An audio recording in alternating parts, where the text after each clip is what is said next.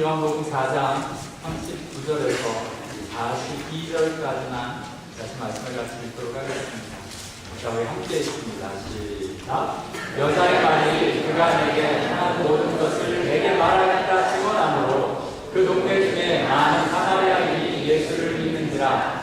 사마리아인들이 예수께 와서 자기들과 함께 유하시기를 청하니 거기서 이틀을 유하시네.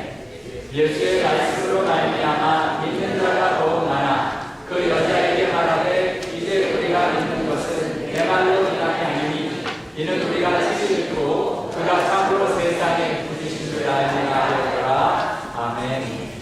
기도하겠습니다. 하나님 감사합니다. 주님의 말씀입니다. 주의 음성 듣기 원합니다. 주의 말씀이 저희들의 심령에 어두움을 몰아내시고 주님의 생명의 빛, 능력의 빛이 저희와 함께 하사 저희들의 영혼이 주 앞에서 새로움을 얻는 귀한 이 아침 되도록 함께 하여 주옵소서.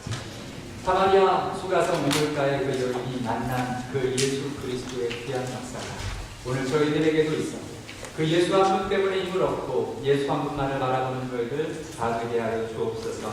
예수님의 이름으로 기도하옵나이다. 아멘. 자, 지금 요한복음 4장의 말씀을 계속 하는데요. 요한복음을 이렇게 쭉 보면 요한복음이 굉장히 독특한 복음서입니다.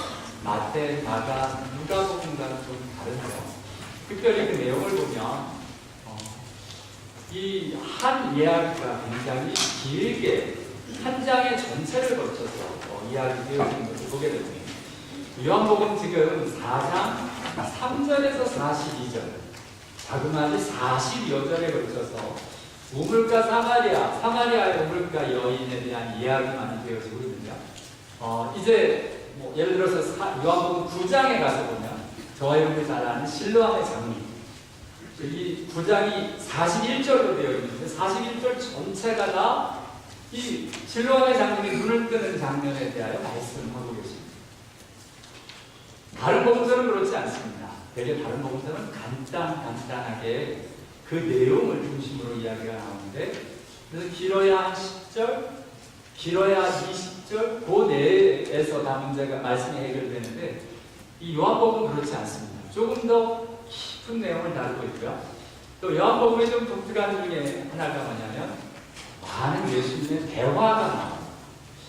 마태복음은 주로 예수님의 말씀이 선포라면 요한복음은 예수님이 직접 대화하시면서 그 말씀의 깊은 내용이 그 한 사람 한 사람의 깊은 속사람까지 내려가는 모습을 저와 여러분이 만나게 됩니다. 요한복음 4장이 특별히 그 내용인데요. 예를 들어서 4장의 내용을 보면 예수님이 또 이 긴 내용 중에 대화하는 그 대상이 이렇게 나옵니다. 사마리아 우물가 여인과 대화하셨고요. 그게 가장 많고요. 그리고 사마리아 우물가의 여인이 은혜를 받아서 사마리아 사람들에게 갔을 때 제자들에게 또 대화를 하십니다. 나에게는 너희가 알지 못하는 양식이 있다 하시면서 하나님 안에서의 진정한 양식이 무엇인지 이야기하시고 추수에 대해서 이야기를 하시고 이걸 대화로 풀어가십니다. 추가성의 오늘 본문에 사마리아 사람들과도 마찬가지입니다. 예수님이 그 사람들을 향하여 말씀하시며 그 사람들의 반응이 조금 더 구체적으로 나와 있는 것을 보게 됩니다. 이 수가성 우물가의 여인, 이 한 영혼에 다가가실 때 얼마나 깊이 다가가시는지에 대한 내용이 그동안 쭉 봤는데 오늘은 그 내용의 맨 마지막의 내용입니다. 다시 한번 그 사마리아 우물가 여인에 다가가시는 예수님의 모습을 보면 맨 처음에 기억하시죠? 물 좀 달라 하는 그 내용으로 이 여인에게 다가가십니다. 이게 참 주님의 은혜가 여기 있습니다. 우리는 사람들에게 조금 더 영적인 얘기, 대단한 이야기로 사람들하고 대화할 줄 모르는데 이 예수님께서는 물 좀 달라 하시며 그 여인의 현실의 문제를 가지고 예수님이 다가가고 계신 것을 보게 됩니다. 이 현실의 문제를 다가가실 때 이 여인의 반응이 이렇게 막 할렐루야 즐겁고 대단한 모습으로 가지 않고요. 사실 굉장히 까칠한 모습으로 반응이 됐었죠. 기억하실 겁니다. 당신은 유대인으로서 어찌 사마리아 여자인 나에게 물을 달라 하냐. 자기에게 말 거는 게 이상하다는 겁니다. 기분 나쁘다는 겁니다. 그럼 예수님이 생수 이야기를 하시니까 당신이 어디서 그 생수를 얻을 수 있습니까?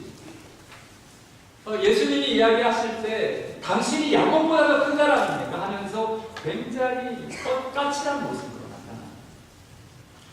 그런 사람이 어떤 반응하는 걸 보면 그 사람의 상태를 내가 알 수 있는데요. 어떤 사람은 이야기하면 어떤 이야기를 해도 굉장히 즐겁고 기쁜 모습으로 다가가기도 하는가 반면에 어떤 사람은 이야기하면 뭐 그렇게 힘든 일이 있었다고 갑자기 막 과도하게 말하는 모습을 보게 되거든요. 고등학교 때 저희들이 사이코라고 불렀던 교련 선생님이 계신데 이 선생님은 분명히 교무실에 계실 때는 이렇게 웃고 계신 걸 봤거든요. 갑자기 문을 열고 들어와서는 아무 이유 없이 책상 위로 다 올라가! 이러고서 양말 벗어! 발바닥을 때리는 거예요. 저는 아이들을. 공포의 사이코 선생님이 계셨습니다. 그러면 이제 그러고 나면 우리가 하는 말이 있어요. 그러다 또 어떤 날은 너무 좋으신 거예요. 이분 뭘 잡을 수가 있어야지. 그래서 사이코였습니다. 그때마다 저희들이 했던 말이 있습니다. 오늘 분명히 부부싸움하고 왔습니다. 그런 이야기를 하곤 했습니다. 그렇지 않고서야 멀쩡했던 사람이 저렇게 정말 갑자기 은혜가 일어났는데요. 이분이 어느 날 갑자기 안 때리는 거예요. 갑자기 웃는 거예요. 항상. 저 왜 그럴까? 언제부터 그게 일어났냐면 10년 만에 아들을 얻으셨어요. 그리고서는 안 때리는 거예요. 여러분 사람이 힘든 일들이 있으면 마음에 불편함이 있으면 성격도 표현도 자꾸 거칠게 나타납니다. 이 여인이 이렇게 거칠었던 이유가 있었죠. 예수님이 그 문제를 찾아가시는 그 문제가 남편이었어요. 어떤 상황이었어요? 가정 문제가 있었는데요. 내 남편을 불러오라 하니까 나는 남편 없다! 라고 외치는 그 여인을 향해서 내 남편이 5이나 있습니다. 지금 있는 자도 내 남편이 아니다. 이 여인이 짜증날 만도 합니다. 이 여인의 인생이 고달파요. 이 여인의 인생이 몇 년이나 몇 살이나 됐는지 모르지만 벌써 6 남자와 살아본 경험이 있는 여인입니다. 지금 이러한 문제를 예수님이 불행함을 하십니다. 이 문제를 불행함할 때 예수님이 지금 말씀으로 이 일을 하고 계신데 맞습니다.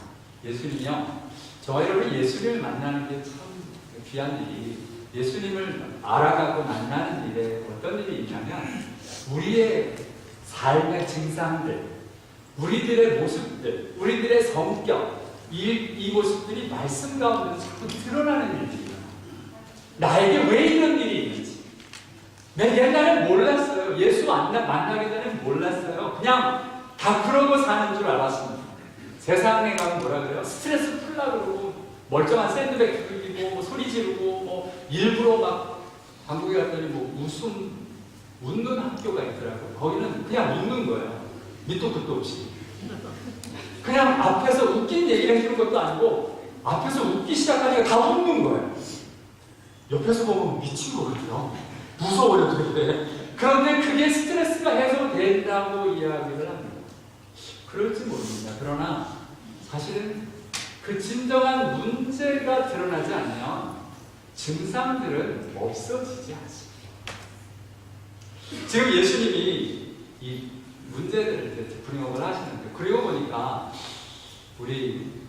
우리의 어떤 겉으로 드러나는 성격, 이 증상들, 반응들을 보면 그 밑에 숨겨진 일들이 있는 것을 보게 됩니다. 되게 세상에서 중요하게 여기는 것처럼 가정의 문제, 직장의 문제, 그리고 또 건강의 문제, 뭐 이런 주로 3가지 문제가 인생에서 굉장히 중요한 역할도 하고 그것을 통해서 그것이 불안하고 그것에 문제가 있을 때 사람이 참 힘든 걸 보거든요. 여러분 몸이 불편한 사람들은 웃음이 있기가 참 쉽지 않습니다. 직장에만 가면 고달프고 힘든데 인생이 즐거울 리가 참 없습니다. 가정에만 들어가면 맨날 바가지를 피고 싸우고 집어던지고 만약 이런 일들이라면 그 인생이 어떻게 행복할 수 있겠습니까? 이 여인의 지금 이러한 이거 물 한 잔 달라는데 물 주면 되지. 여러분 기분 좋으면 그냥 달라는 대로 주면 그뿐입니다. 근데 트집잖아요. 왜 나에게 물 달라 하니까? 라고 이런 일들, 우리 나의 성격에 좀 이상한 부분들을 다 이유와 일들이 있는 거죠. 자녀를 키우다 보면 실제로 그런 걸 많이 보는 것 같아요. 우리 애들이 우리의 좋은 점을 많이 닮았어요. 우리 안 좋은 모습을 많이 닮았어요. 신기하게 안 좋은 모습들이 참 많이 보여요. 아이들을 보고 있자니 내 안 좋은 모습을 자꾸 드러내는 거울 효과의 모습을 보게 되는데 왜요? 사실은 내가 그렇게 만든 거예요. 이런 현상, 그러니까 그 안에 어떤 일들이 있는가가 보여져야 하는 것이 맞습니다. 그런데요, 이렇게 그 물이라는 것을 놓고 지금 짜증내고 막 신경질을 부리고 뭐 이런 일들이 있는 근본에는 남편 가정 문제라는 것이 있는데요. 예수님이 여기서 멈추지 않죠. 우리 인간은 참 단순하게 하나님의 형상으로 창조되었기에 이러한 가정, 직장, 건강, 재정 뭐 이런 문제 이상의 일들이 있습니다. 이 여인이 예수님을 만나 더 깊은 레벨까지 가는데요. 그 다음의 일이 바로 하나님 아버지와의 관계입니다. 지금 예수님이 예배의 문제를 등용을 하면서 그 영혼의 진정한 갈급함의 문제를 해결하고 계신 걸 보게 됩니다. 자, 이 세 가지를 좀 잘 봅시다. 물이 딱 일어나서 물이라는 문제를 놓고 이 여자의 반응하는 모습을 보니 신경질적이고 짜증내고 뭔가 인생에 문제가 있는 것으로 보여집니다. 밑으로 내려가 보니까 가정에 문제가 있었어요. 근데 그 가정의 문제는 왜 생긴 걸까요? 더 깊이 내려가 보니까 하나님과의 문제가 있었어요. 그러니까 저와 여러분이 우리 인생의 증상이 나타날 때까지 그 깊이를 내려가 보니까 그 안에 내 안에 하나님과의 문제가 있어서 결국은 우리 가정도, 결국은 우리의 직장도, 그리고 결국은 우리의 성격적인 문제도 이렇게 나타나고 있는 모습을 저와 여러분이 보게 됩니다. 이런 문제가 해결되어지면 예수님을 만나서 하나님과의 관계가 해결되니까 이 여인이 그동안 사람들을 피했던, 사람들에게 거칠게 대했던 그 여인이 바뀌었어요. 어떻게요? 이 뛰어가면서 이제 예수 그리스도가 누구신지를 이야기하는 사람으로 바뀌어지고 말합니다. 나의 행한 모든 일을 내게 말한 사람을 봐서 보라, 이는 그리스도가 아니냐 하면서 사람들을 적극적으로 만나기 시작을 합니다. 자, 맨 처음에 이 여인의 이제 관점이 바뀌어졌는데요. 물이라는 이 표면적이고 겉으로 드러나는 문제를 통해서 나타난 이 여인의 증상에서는 예수님을 어떻게 봤냐면 유대인으로 봤어요. 유대인. 겉으로 드러나는 유대인. 예수님하고는 아무 상관이 없어요. 그냥 예수님에 대해서 알죠. 딱 보니까 유대인이네. 그것으로 압니다. 저와 여러분의 예수님과의 관계도 이런 관계가 될 수 있습니다. 그냥 예수님에 대한 사실을 아는 것처럼. 그런데요, 우리 인생의 문제를 통해서 예수를 경험하고 나니까 예수의 능력을 경험합니다. 그래서 선지자였습니다. 하나님의 사람입니다. 라고 고백을 합니다. You are a prophet. 이라고 이야기를 합니다. 그렇죠. 우리 인생의 문제들이 하나님의 말씀으로 뭔가 다스려지고 해결되어지고 뭔가 일들이 있고, 예를 들어서 건강이 악화되고 있는데 주님의 은혜로 주님의 능력으로 병이 고쳐졌습니다. 이런 어떤 주님의 능력을 경험하는 자리가 있을 수 있습니다. 그런데요, 주님은 거기에 머물기를 원치 않죠. 더 깊은 우리의 영혼의 문제를 다루기를 원하시는데요. 그때 고백되어지는 게 예수가 누구신지 진정으로 만나는 그 자리로 나가고 있는 것을 보게 됩니다. 저와 여러분은 예수를 어떻게 아십니까? 사실 일반적으로 알고 있는 지식적인 예수를 만나고 있는지, 아니면 어떤 하나님의 능력, 하나님의 어떤 일들을 보고 있는지, 아니면 더 깊이 내려가 예수가 무엇인지 내 영혼이 만나는 진실한 만남을 가지고 있는지 저와 여러분 이 시간에 같이 묻고, 이 사마리아의 물가의 여인이 만난 예수 그리스도, 그 예수 그리스도를 오늘 이 아침에 저와 여러분도 함께 만날 수 있는 은혜가 있게 되기를 원합니다. 이 여인이 어떻게 이렇게 예수가 누구신지 구체적으로 알 수 있었을까요? 오늘 본문을 보니 그 비밀을 이야기를 하고 있습니다. 이 여인이 사람들에게 무엇이라고 예수를 이야기하는지를 보면 그 사람의 신앙의 모습을 알 수 있습니다. 여러분은 예수에 대해서 뭐라고 이야기하십니까? 자, 다시 돌아가서요. 만약 저와 여러분이 예수에 대해서 하는 말이 이 세상에서 그냥 다른 사람도 아는 일반적인 객관적인 사실만 이야기하고 있다면 예수를 유대인으로 아는 그 수준에 머물고 있는 거예요. 저와 여러분은 예수를 누구라고 소개하십니까? 아니면 어떤 사람은 나의 문제를 해결하신 그 하나님에 대해서 소개를 합니다. 마치 선지자로서입니다 라고 이야기합니다.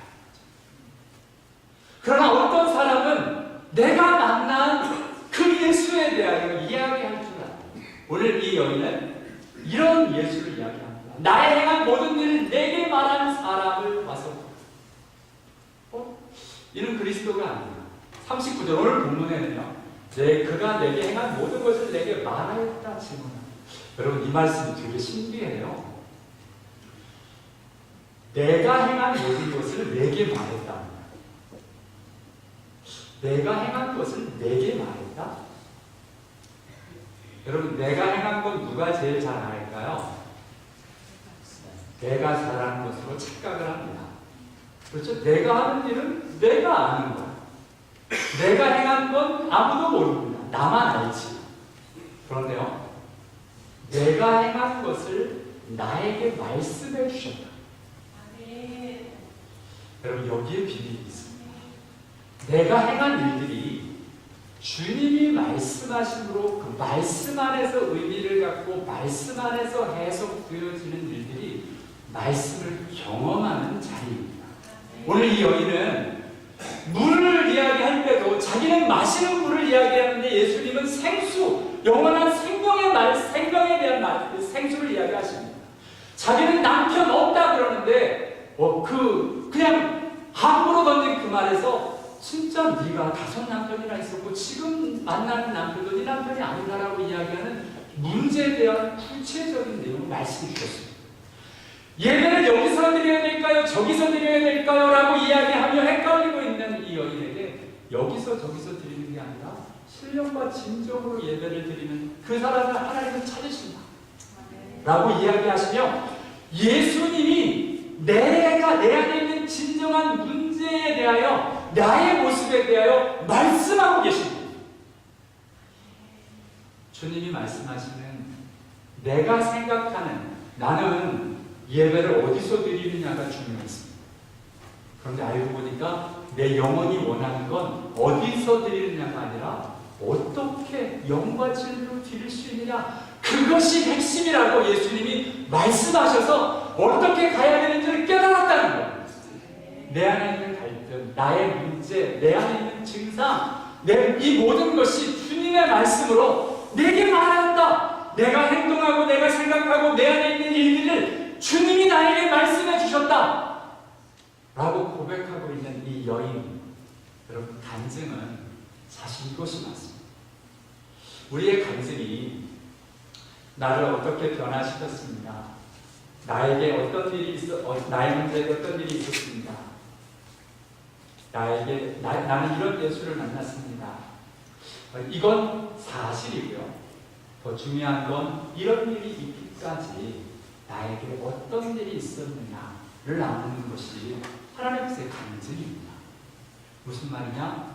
이 모든 일들이 주님이 말씀하셔서 나에게 의미를 갖게 되었다는 겁니다.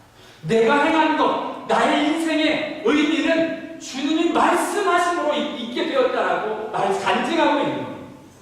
주님의 말씀은 내가 해석하는 게 아니고 주님의 말씀이 저와 여러분의 인생을 해석하는 차. 그것이 경험되어진 하나님의 말씀으로 저와 여러분에게 오게 되는 것을 보게 됩니다. 간증, 증거, 증언 이란 무엇이냐면 나의 인생을 해석하신, 나의 영혼의 문제를 해석하신 주의 음성, 주의 말씀을 붙드는 것, 그것으로 오늘 이 여인이 사람들에게 남자 놀라운 일이 일어났습니다. 그 말씀을 듣고 사람들이 예수께 나오고 그 말씀을 듣고 예수를 믿게 되는 역사가 일어나고 있는 것을 보게 됩니다. 여러분, 하나님의 역사는 맞습니다. 여러분, 세상에도 나름대로 성격을 고칠 수 있습니다. 분노 조절할 수 있습니다. 심리학으로 치료하고 나름대로 해서요. 이번에 한국에 가서도 정신병원 일들을 해야 되는 일들이 있었고요. 우울증 환자를 만나야 되는 일들도 있었습니다. 네, 참 정말 한국 힘들더라고요. 그렇게 힘들고 어려운 와중에 의사들이 이렇게 하라고 해서 좋아지고 있는 모습들을 봅니다. 약을 먹어서도 좋아지더라고요. 그러나 예수 믿는 사람들은 그것에 그쳐지는 것이 아닙니다. 정말 주님 안에서의 간증은 주님이 나에게 말씀하심으로 진정한 의미를 갖게 돼요. 우리의 인생의 문제, 우리의 내면의 문제, 우리의 겉으로 드러나는 문제까지도 주님 때문에 의미를 갖고 해결받는 귀한 은혜가 저와 여러분에게 있게 되기를 원합니다. 이것이 지금 사마리아 우물가의 여인에게 일어났던 일이고, 그런 말미암아 지금 많은 사마리아인에게 지금 예수를 믿게 되는 일들이 일어나고 있는 것을 보게 됩니다. 재밌게요. 아직 지금 39절까지는 예수님이 사마리아 사람들을 만나지 않았습니다. 그런데 이미 내가 경험된 말씀을 나눌 때 예수를 믿기를 시작하게 되는 모습들을 보게 됩니다. 맞습니다. 우리가 예수를 처음 만나고 예수께 나오고 예수를 믿게 되는 일들을 보면 누군가가 예수를 믿게 되어진 생명의 말씀, 경험되어진 그 말씀을 통하여 우리를 도전하고 그 가운데 예수를 바라보게 되는 일들이 있어 저와 여러분도 예수를 만나기 시작한 것처럼 오늘 사마리아 사람들에게도 그런 일들이 일어나게 되었습니다. 그런데요, 더욱 놀라운 건 감사하게 여기서 그치지 않고요. 이 사마리아 사람들이 예수를 만나서 자기들과 함께 있자고 이야기를 합니다. 그러자 예수님이 이틀을 함께 하셨대요. 우리는 성경을 읽을 때 이틀 함께 지낸다라고 생각이 들지만 오늘 사실 본문의 핵심 중에 하나, 오늘 사마리아의 많은 사람들이 예수를 만나게 되는 결정적인 역할이 40절에 나오고 보게 됩니다. 왜냐? 여러분이 아까 봤지만 사마리아의 우물가 여인도 예수를 보자마자 유대인으로서 어찌 나에게 말을 거냐고. 왜냐하면 유대인들은 우리와 상종을 하지 않는, 사마리아 사람과 상종하지 않는 사람들인데, 근데 세상에요, 그 유대인이 이 사마리아 사람들이 요청을 하니까 이틀을 함께 지냈다는 거예요.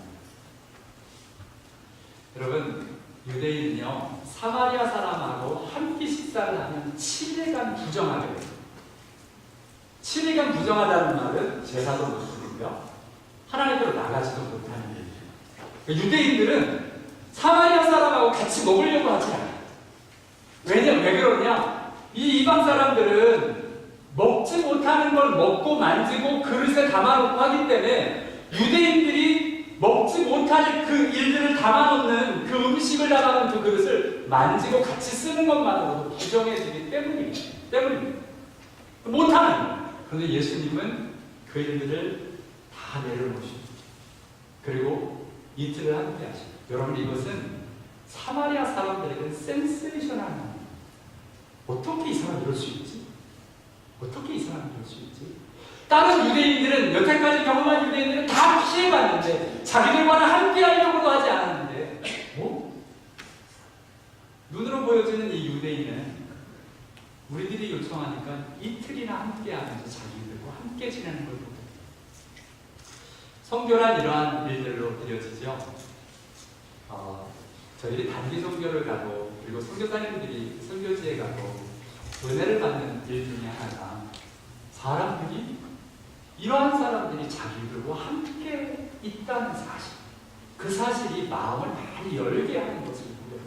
오늘 이 사마리아 사람들의 마음을 열게 하는 결정적인 역할을 예수님이 그 사람들과 함께 진행으로 일어나고 있는 것을 보게 됩니다.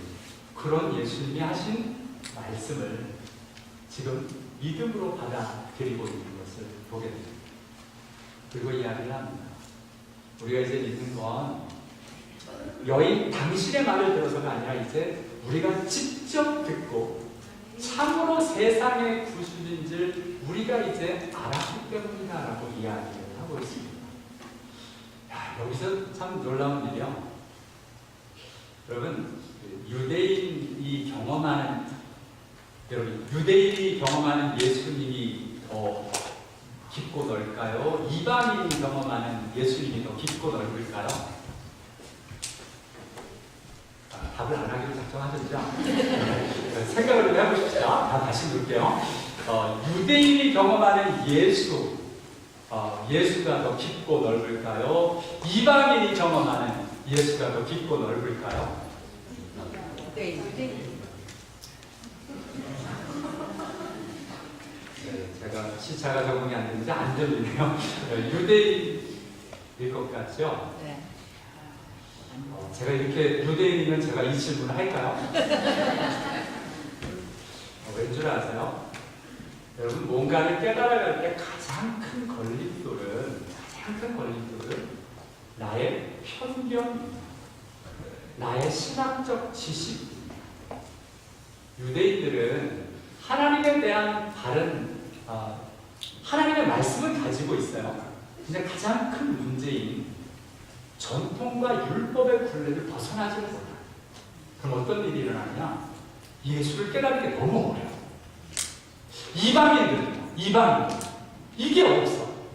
편견과 굴레가 없는 사람이 하나님을 경험하는 건 더 깊은 일들을 깨달을 수 있어요.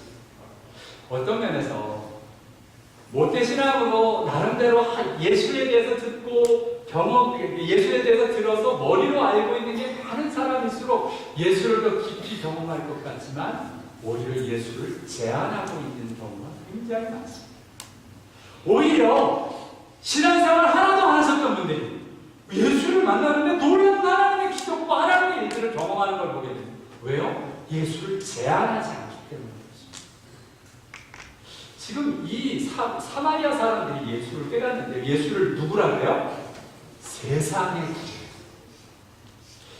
유대인들은 예수를 누구로 알았을까요? 나다나엘이 깨닫는 걸 봅시다. 같이 한번 읽어봅니다. 시작. 나다나엘이 대답하되 라피여 당신은 하나님의 아들이시요 이스라엘의 임금이로소이다. 여러분, 유대인들은 예수를 그리스도라고 고백할 때 예수가 그리스도라는 말은 유대인의 그리스도로 생각을 합니다. 유대인이 복받았다고요? 죄송한데요. 하나님의 말씀을 받고 있는 건 굉장한 복이지만 유대인이기 때문에 예수를 깨닫지 못하는 게 너무 많습니다. 왜요? 굴레가 너무 많아요. 나름대로 하나님의 말씀은 너무 좋은데 그 말씀을 인간적으로 해석해 놓은 게 너무 많아요. 여러분, 신학교 교수님들이 예수의 일들을 경험하는 게 더 쉬울까요? 그 신학 때문에 죄송한데 기도도 잘 못하시는 분들도 많았어요. 신학 때문에 당신이 병에 걸렸는데도 아무것도 모르는 사람처럼 무작정 하나님께로 기도할 줄도 모르고 고상하게 신학적으로 원리 원칙만 따지고 계시는 분들도 많습니다. 단순히 기도하면 돼요. 예를 들어서 사도행전의 일들로 은사와 기적은 끝났다라고 생각하는 그 신학 때문에 하나님의 일들을 경험하지 못하는 신학자들이 너무 많습니다. 지금 안타깝게요. 나다나엘은 예수를 만났는데 이스라엘의 이름이에요. 사마리아 사람들은 뭐라고 그렇게? 세상의 구주. 우리 예수님은 유대인의 구세주가 아니십니다. 단지 예수님은 유대인의 구세주일 뿐만 아니라 세상의 구주로 오신, 세상의 왕으로 오신 만왕의 왕이신, 이게 지금 사마리아 사람들은 그것이 고백되어지고 있습니다. 왜요? 예수님, 당신 자기 사람들은 유대라는 군대에 이 편견에 막혀 있지 않기 때문에 그렇습니다. 어떤 면에서는 그래서 우리 목사들이 나름대로 공부하고 있는 신학적인 지식 때문에 하나님을 더 깊이 경험하지 못할 수 있어요. 이것이 내려놔지지 않아요. 지금 이것이 내려놔지신 귀한 하나님의 사람이 있습니다. 누구냐면 세례 요한과 같은 분. 세례 요한은 이렇게 고백했죠. 같이 읽습니다. 시작. 이튿날 요한이 예수께서 자기에게 나오심을 보고 이르되 보라, 세상 죄를 지고 가는 하나님의 어린 양이로다. 아멘. 여러분 성경을 읽어보면 이 느헤미야도 그렇고요, 다니엘도 그렇고 우리 조상의 죄를 이야기합니다. 유대인의 죄를 이야기합니다. 유대인들은요 자기들의 구주를 기다렸습니다.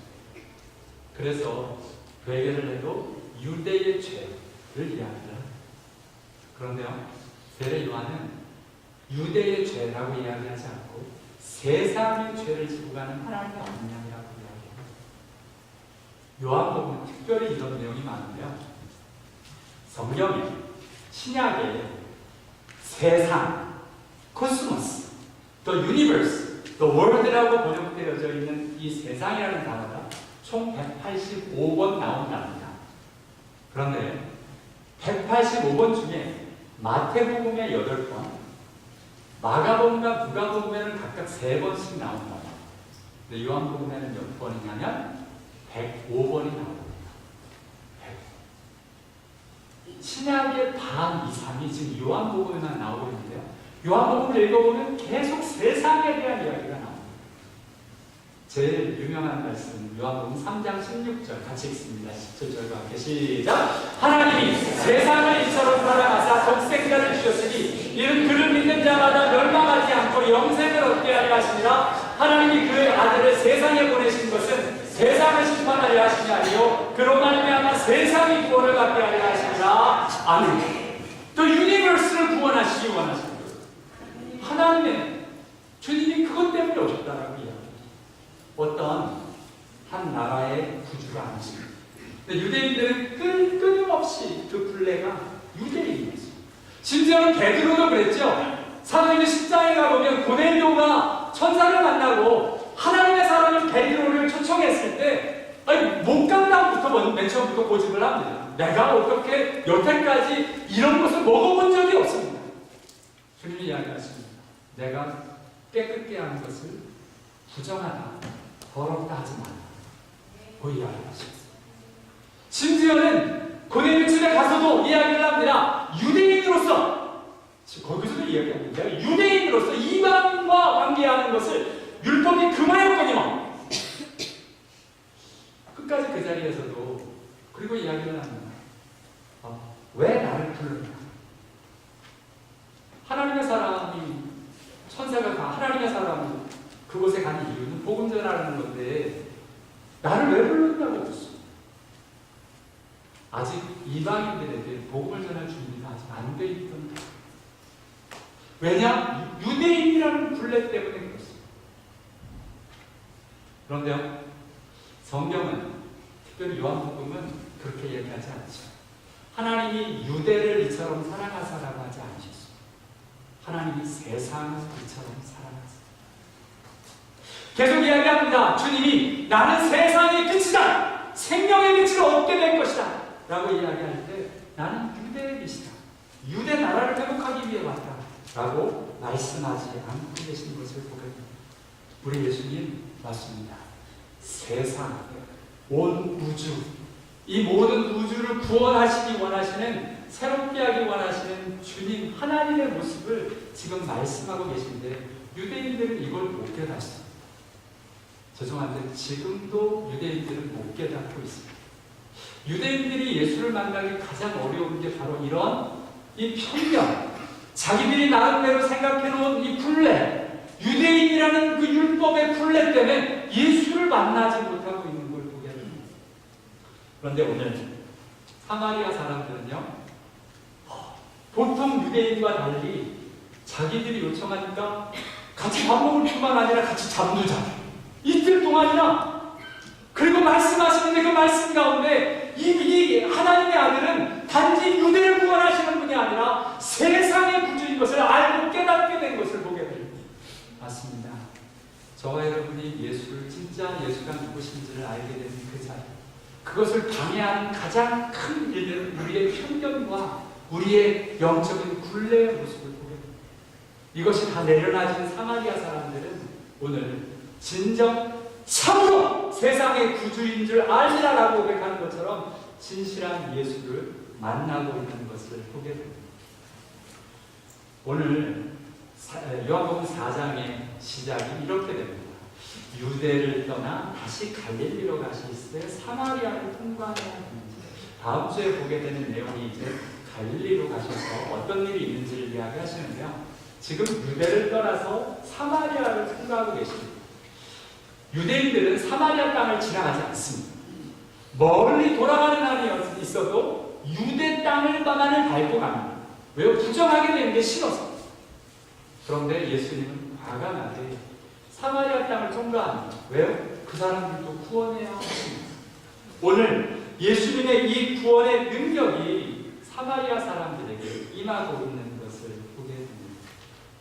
그렇죠? 유대를 떠나셨는데요. 그 유대에서 예수님이 요한복음 3장에서 어떤 말씀을 하셨냐면 니고데모를 만나서 이야기를 하시면서 그의 증언을 받는 자가 없다. 이 세례 요한의 이야기를 통해서 말씀하시는 건데요. 그가 친히 보고 들은 것을 증언하되 그의 증언을 받는 자가 없다. 유대 사람들은 안타깝게 그 말씀을 받아들이지 못합니다. 왜요? 율법에 불렸다. 이 진정한 예수가 누구신지를 깨달지 못합니다. 왜? 유대인의 왕이시니 유대인을 구원하기 위해 오셔야 하는데 왜 자꾸 죄인을 만나시고 왜 자꾸 이방인 사마리아 사람들과 접촉을 하시는지 유대인들은 이해를 못하는 거예요. 그러니까 그것 때문에 예수님의 말씀을 듣지도 못하고 예수님을 만나지도 못하고 있는 거예요. 왜요? 자기들의 생각과는 다르기 때문에. 그런데 우리 하나님은, 우리 예수님은 유대인의 생각과 다르십니다. 유대인의 왕, 유대인의 구세주로 오신 게, 로마 오신 게 아니라 온 세상을 구원하시기 위해 오신 분이시기 때문에 그렇습니다. 니고데모도 힘들었죠. 3장에 나오는 니고데모가 예수가 이야기하실 때 이해를 못했습니다.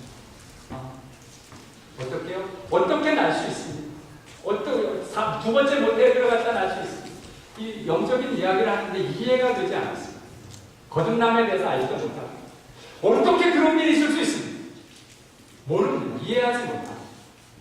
자, 사람들이 주님의 말씀을 할 때 니고데모도 못 알아듣고요. 수가성의 우물가의 여인도 못 알아들었습니다. 유대인으로서 물 좀 달라 하는 예수님이 뭔지를 누구신지를 몰랐습니다.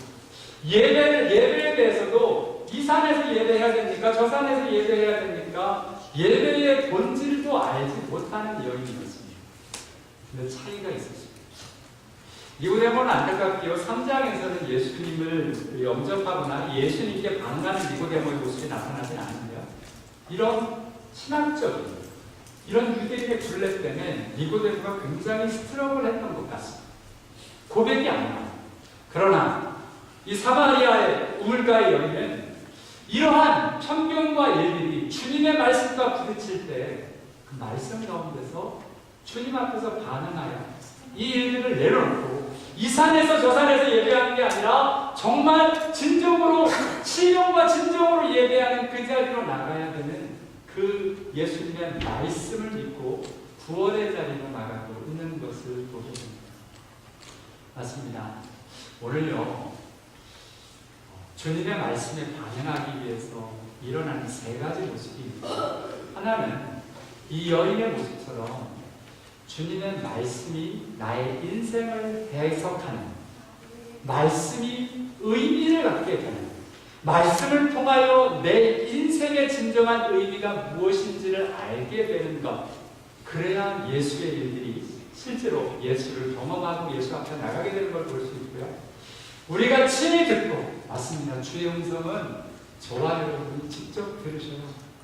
주 앞에서 이렇게 예배드리며 나오는 주의 음성을 들을 때 이 가운데도 간접적으로 주의 말씀을 그냥 듣고 지나가는 사람이 있는가 반면에 주의 음성을 직접 들을 수 있는 사람들이 있습니다. 그 자리에 저와 여러분이 있게 되기를 원합니다. 주의 말씀을 펴고 주의 음성이 나에게 직접 들려지고 주의 말씀이 직접 해석되어지는 은혜가 있게 되기를 원합니다. 그 말씀이 나의 인생을 해석하는 그 진정한 말씀으로 들려지는 은혜가 있게 되기를 원합니다. 사마리아 사람들은 맞습니다. 이 수가성의 우물가 여인이 이 말씀이 나를 해석했다라는 간증을 듣고 예수를 만나고 예수 앞에 나와 주님의 음성을 직접 듣고 본인들이 진실로 참으로 예수가 누구신 줄 알게 된 자리로 가고 있는 것입니다. 맞습니다. 하나님의 말씀이 저와 여러분에게 도전되어서 궁극적으로 꼭 있어야 할 주님이 누구신지 진정으로 알아가는 놀라운 은혜가 저와 여러분에게도 있게 되기를 원합니다. 기도하겠습니다.